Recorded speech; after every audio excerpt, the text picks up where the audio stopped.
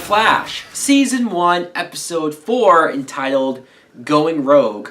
I just got done watching the episode, and what do you know? Another great episode. In fact, this might be my favorite episode yet of The Flash. I know it's only the fourth one, so it's not saying a whole lot, but still, that's how much I like this episode.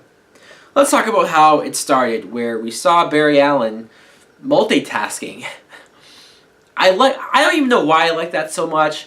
I think it has something to do with the fact of seeing a superhero use his powers in sort of everyday type stuff. And also the fact that they were testing his abilities to see just how far he could do and how many different things he can do at the same time. And Grant Gustin just looks like he's having a ball being this character. It's what I think I would be like if I could do this. And for the record, I wasn't that great either as a kid playing Operation. I don't know why. But I want to mention Iris. Because Iris, I like her. And I like the way that they've written her. You know, they could have written this character to be pretty annoying and have, especially in this episode, created a love triangle that just would have drove me crazy. A lesser show would have definitely done that. But no. First we see her talking to Barry, and she's talking about how she blogs about, she calls the Flash the Streak. And I laughed at that because sure, I guess one person out there might see him run by and think of a streak, but I would have instantly thought of Blur. And the criminals later on called him the Blur, so I appreciated them doing that. Because at first I thought they avoided her calling him the Blur because that's what they called Clark Kent on Smallville. Because he too could run really fast. So I thought that was a little silly that she called him that. But her reaction to seeing Barry with Felicity, I thought was really mature of her.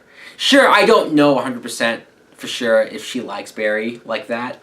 But she showed no signs of jealousy. No signs of even to see another girl showing interest in him. She wasn't being annoying or gave any attitude toward Felicity. In fact, there were so many times where she told Barry, look, this girl is perfect for you. Be with her.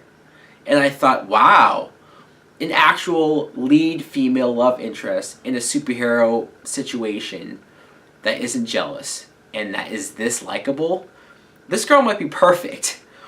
But speaking of perfect, Felicity Smoak is perfect. I mean, when she shows up, not only do they do a good job keeping that funniness, quirkiness to her character, and I like seeing her with Barry because I almost forgot how much chemistry they had when Barry was in those 2 episodes of The Flash.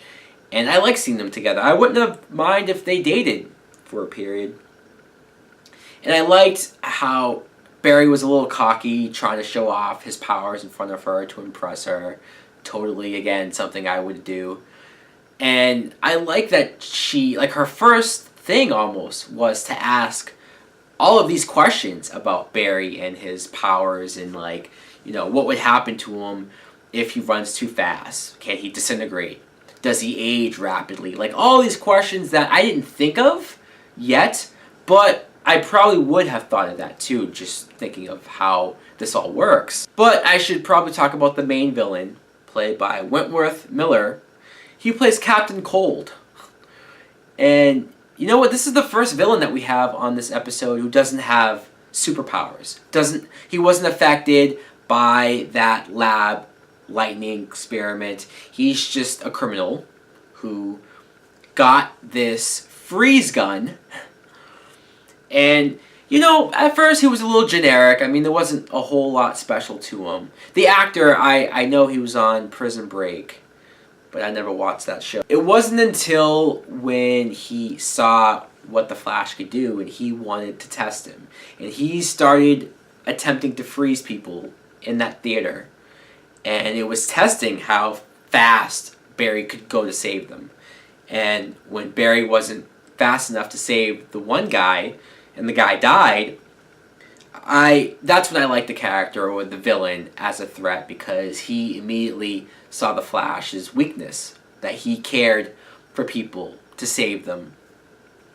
And that brings us to the train scene, which might be one of the coolest things in this episode. I've already compared this show to Spider-Man in so many ways, between Barry as a character and just some aspects of it, but this train scene especially reminded me of Spider-Man 2, Dr. Octopus, Spider-Man in the train scene. It was similar to when Octopus was throwing people off the train and Spider-Man had to catch them, and it was a diversion. That's what Captain Cold was doing.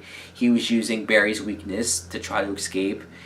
And I really like seeing the Flash in his slow motion view, grabbing people from the train and saving them. That was really cool. One of the creepiest scenes, surprisingly, didn't come from Captain Cold.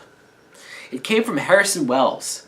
The moment when he goes up to Cisco and just chews his ass out, just shits all over him for letting that gun get stolen out there in the open, because they in fact created this gun as a potential plan B, just in case Barry happened to go crazy like all of the other villains have. I understood why Barry was upset by that, by not being told the truth. I liked a lot that the episode ended with Barry kissing Felicity, because I didn't see that coming. I thought he was just going to let her go.